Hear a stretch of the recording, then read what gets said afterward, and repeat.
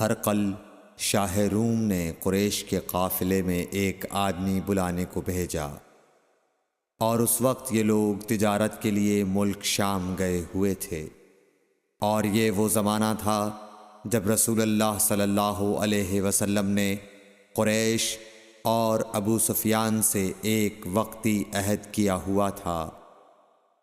جب ابو سفیان اور دوسرے لوگ ہرقل کے پاس ایلیا پہنچے جہاں ہرقل نے دربار طلب کیا تھا، اس کے گرد روم کے بڑے بڑے لوگ، علماء، وزراء و امراء بیٹھے ہوئے تھے۔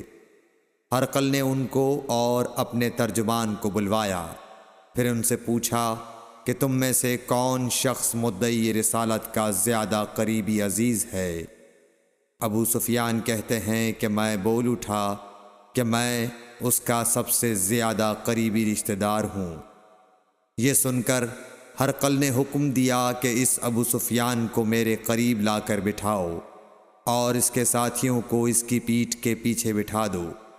پھر اپنے ترجمان سے کہا کہ ان لوگوں سے کہہ دو کہ میں ابو سفیان سے اس شخص یعنی محمد صلی اللہ علیہ وسلم کے حالات پوچھتا ہوں، اگر یہ مجھ سے کسی بات میں جھوٹ بول دے تو تم اس کا جھوٹ ظاہر کر دینا۔ ابو سفیان کا قول ہے کہ خدا کی قسم اگر مجھے یہ غیرت نہ آتی کہ یہ لوگ مجھ کو جھٹلائیں گے تو میں آپ صلی اللہ علیہ وسلم کی نسبت ضرور غلط گوئی سے کام لیتا۔ خیر، پہلی بات جو ہرقل نے مجھ سے پوچھی وہ یہ کہ اس شخص کا خاندان تم لوگوں میں کیسا ہے؟ میں نے کہا وہ تو بڑے اونچے عالی نسب والے ہیں۔ کہنے لگا اس سے پہلے بھی کسی نے تم لوگوں میں ایسی بات کہی تھی؟ میں نے کہا نہیں۔ کہنے لگا اچھا اس کے بڑوں میں کوئی بادشاہ ہوا ہے؟ میں نے کہا نہیں۔ پھر اس نے کہا بڑے لوگوں نے اس کی پیروی اختیار کی ہے یا کمزوروں نے؟ میں نے کہا نہیں، کمزوروں نے۔ پھر کہنے لگا اس کے تابعدار روز بڑھتے جاتے ہیں یا کوئی ساتھی پھر بھی جاتا ہے؟ میں نے کہا نہیں۔ کہنے لگا کیا اپنے اس دعوی نبوت سے پہلے کبھی کسی بھی موقع پر اس نے جھوٹ بولا ہے؟ میں نے کہا نہیں، اور اب ہماری اس سے صلح کی ایک مقررہ مدت ٹھہری ہوئی ہے، معلوم نہیں وہ اس میں کیا کرنے والا ہے۔ ابو سفیان کہتے ہیں میں اس بات کے سوا اور کوئی جھوٹ اس گفتگو میں شامل نہ کر سکا۔ ہرقل نے کہا کیا تمہاری اس سے کبھی لڑائی بھی ہوئی ہے؟ ہم نے کہا کہ ہاں۔ بولا پھر تمہاری اور اس کی جنگ کا کیا حال ہوتا ہے؟ میں نے کہا لڑائی ڈول کی طرح ہے، کبھی وہ ہم سے میدان جنگ جیت لیتے ہیں اور کبھی ہم ان سے جیت لیتے ہیں۔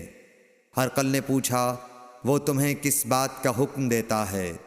میں نے کہا وہ کہتا ہے کہ صرف ایک اللہ ہی کی عبادت کرو، اس کا کسی کو شریک نہ بناؤ، اور اپنے باپ دادا کی شرک کی باتیں چھوڑ دو، اور ہمیں نماز پڑھنے، سچ بولنے، پرہیزگاری اور صلہ رحمی کا حکم دیتا ہے۔ یہ سب سن کر پھر ہرقل نے اپنے ترجمان سے کہا کہ ابو سفیان سے کہہ دے کہ میں نے تم سے اس کا نسب پوچھا تو تم نے کہا کہ وہ ہم سے عالی نسب ہے، اور پیغمبر اپنی قوم میں عالی نسب ہی بھیجے جایا کرتے ہیں۔ میں نے تم سے پوچھا کہ دعوی نبوت کی یہ بات تمہارے اندر اس سے پہلے کسی اور نے بھی کہی تھی؟ تو تم نے جواب دیا کہ نہیں۔ تب میں نے اپنے دل میں کہا کہ اگر یہ بات اس سے پہلے کسی اور نے کہی ہوتی تو میں سمجھتا کہ اس شخص نے بھی اسی بات کی تقلید کی ہے جو پہلے کہی جا چکی ہے۔ میں نے تم سے پوچھا کہ اس کے بڑوں میں کوئی بادشاہ بھی گزرا ہے؟ تو تم نے کہا کہ نہیں۔ تو میں نے دل میں کہا کہ ان کے بزرگوں میں سے کوئی بادشاہ ہوا ہوگا تو کہہ دوں گا کہ وہ شخص اس بہانے اپنے آباء و اجداد کی بادشاہت اور ان کا ملک دوبارہ حاصل کرنا چاہتا ہے۔ اور میں نے تم سے پوچھا کہ اس بات کے کہنے یعنی پیغمبری کا دعویٰ کرنے سے پہلے تم نے کبھی اس کو دروغ گوئی کا الزام لگایا ہے؟ تم نے کہا کہ نہیں۔ تو میں نے سمجھ لیا کہ جو شخص آدمیوں کے ساتھ دروغ گوئی سے بچے وہ اللہ کے بارے میں کیسے جھوٹی بات کہہ سکتا ہے۔ اور میں نے تم سے پوچھا کہ بڑے لوگ اس کے پیرو ہوتے ہیں یا کمزور آدمی؟ تم نے کہا کمزوروں نے اس کی اتباع کی ہے۔ تو دراصل یہی لوگ پیغمبروں کے متبعین ہوتے ہیں۔ اور میں نے تم سے پوچھا کہ اس کے ساتھی بڑھ رہے ہیں یا کم ہو رہے ہیں؟ تم نے کہا کہ وہ بڑھ رہے ہیں، اور ایمان کی کیفیت یہی ہوتی ہے حتیٰ کہ وہ کامل ہو جاتا ہے۔ اور میں نے تم سے پوچھا کہ آیا کوئی شخص اس کے دین سے ناخوش ہو کر مرتد بھی ہو جاتا ہے؟ تم نے کہا نہیں۔ تو ایمان کی خاصیت بھی یہی ہے، جن کے دلوں میں اس کی مسرت رچ بس جائے وہ اس سے لوٹا نہیں کرتے۔ اور میں نے تم سے پوچھا کہ آیا وہ کبھی عہد شکنی کرتے ہیں؟ تم نے کہا نہیں۔ پیغمبروں کا یہی حال ہوتا ہے، وہ عہد کی خلاف ورزی نہیں کرتے۔ اور میں نے تم سے کہا کہ وہ تم سے کس چیز کے لیے کہتے ہیں؟ تم نے کہا کہ وہ ہمیں حکم دیتے ہیں کہ اللہ کی عبادت کرو، اس کے ساتھ کسی کو شریک نہ ٹھہراؤ، اور تمہیں بتوں کی پرستش سے روکتے ہیں، سچ بولنے اور پرہیزگاری کا حکم دیتے ہیں۔ لہٰذا اگر یہ باتیں جو تم کہہ رہے ہو سچ ہیں تو ان قریب وہ اس جگہ کا مالک ہو جائے گا کہ جہاں میرے یہ دونوں پاؤں ہیں۔ مجھے معلوم تھا کہ وہ پیغمبر آنے والا ہے، مگر مجھے یہ معلوم نہیں تھا کہ وہ تمہارے اندر ہوگا۔ اگر میں جانتا کہ اس تک پہنچ سکوں گا تو اس سے ملنے کے لیے ہر تکلیف گوارا کرتا۔ اگر میں اس کے پاس ہوتا تو اس کے پاؤں دھوتا۔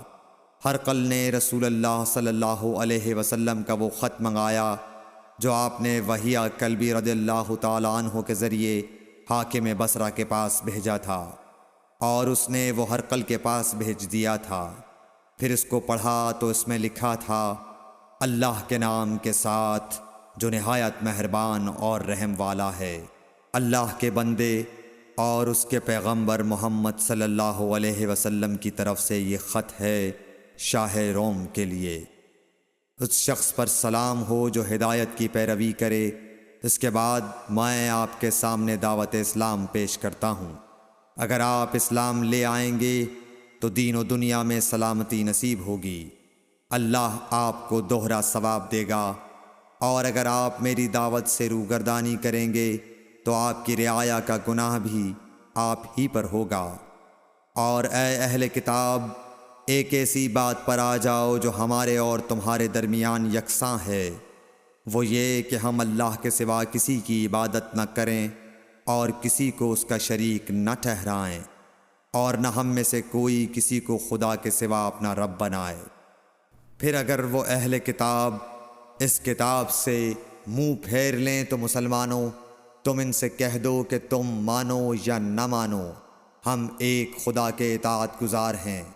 ابو سفیان کہتے ہیں، جب ہرقل نے جو کچھ کہنا تھا کہہ دیا اور خط پڑھ کر فارغ ہوا تو اس کے ارد گرد بہت شور و غوغا ہوا، بہت سی آوازیں اٹھیں اور ہمیں باہر نکال دیا گیا۔ تب میں نے اپنے ساتھیوں سے کہا کہ ابو کبشہ کے بیٹے حضرت صلی اللہ علیہ وسلم کا معاملہ تو بہت بڑھ گیا۔ دیکھو تو اس سے بنی اصفر روم کا بادشاہ بھی ڈرتا ہے۔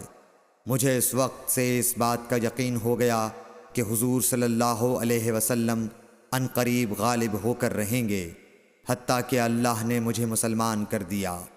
راوی کا بیان ہے کہ ابن ناطور ایلیا کا حاکم ہرقل کا مصاحب اور شام کے نصارہ کا لاٹ پادری بیان کرتا تھا کہ ہرقل جب ایلیا آیا ایک دن صبح کو پریشان اٹھا تو اس کے درباریوں نے دریافت کیا کہ آج ہم آپ کی حالت بدلی ہوئی پاتے ہیں، کیا وجہ ہے؟ ابن ناطور کا بیان ہے کہ ہرقل نجومی تھا، علم نجوم میں وہ پوری مہارت رکھتا تھا۔ اس نے اپنے ہم نشینوں کو بتایا کہ میں نے آج رات ستاروں پر نظر ڈالی تو دیکھا کہ ختنہ کرنے والوں کا بادشاہ ہمارے ملک پر غالب آ گیا ہے۔ بھلا اس زمانے میں کون لوگ ختنہ کرتے ہیں؟ انہوں نے کہا کہ یہود کے سوا کوئی ختنہ نہیں کرتا، سو ان کی وجہ سے پریشان نہ ہوں۔ سلطنت کے تمام شہروں میں یہ حکم لکھ بھیجیے کہ وہاں جتنے یہودی ہوں سب قتل کر دیے جائیں۔ وہ لوگ انہی باتوں میں مشغول تھے کہ ہرقل کے پاس ایک آدمی لایا گیا جسے شاہ غسان نے بھیجا تھا۔ اس نے رسول اللہ صلی اللہ علیہ وسلم کے حالات بیان کیے۔ جب ہرقل نے سارے حالات سن لیے تو کہا کہ جا کر دیکھو وہ ختنہ کیے ہوئے ہے یا نہیں۔ انہوں نے اسے دیکھا تو بتلایا کہ وہ ختنہ کیا ہوا ہے۔ ہرقل نے جب اس شخص سے عرب کے بارے میں پوچھا تو اس نے بتلایا کہ وہ ختنہ کرتے ہیں۔ تب ہرقل نے کہا کہ یہی محمد صلی اللہ علیہ وسلم اس امت کے بادشاہ ہیں جو پیدا ہو چکے ہیں۔ پھر اس نے اپنے ایک دوست کو رومیہ خط لکھا اور وہ بھی علم نجوم میں ہرقل کی طرح ماہر تھا۔ پھر وہاں سے ہرقل حمص چلا گیا۔ ابھی حمص سے نکلا نہیں تھا کہ اس کے دوست کا خط اس کے جواب میں آ گیا۔ اس کی رائے بھی حضور صلی اللہ علیہ وسلم کے ظہور کے بارے میں ہرقل کے موافق تھی کہ محمد صلی اللہ علیہ وسلم واقعی پیغمبر ہیں۔ اس کے بعد ہرقل نے روم کے بڑے آدمیوں کو اپنے حمص کے محل میں طلب کیا اور اس کے حکم سے محل کے دروازے بند کر لیے گئے۔ پھر وہ اپنے خاص محل سے باہر آیا اور کہا، اے روم والو، کیا ہدایت اور کامیابی میں کچھ حصہ تمہارے لیے بھی ہے؟ اگر تم اپنی سلطنت کی بقا چاہتے ہو تو پھر اس نبی صلی اللہ علیہ وسلم کی بیعت کر لو اور مسلمان ہو جاؤ۔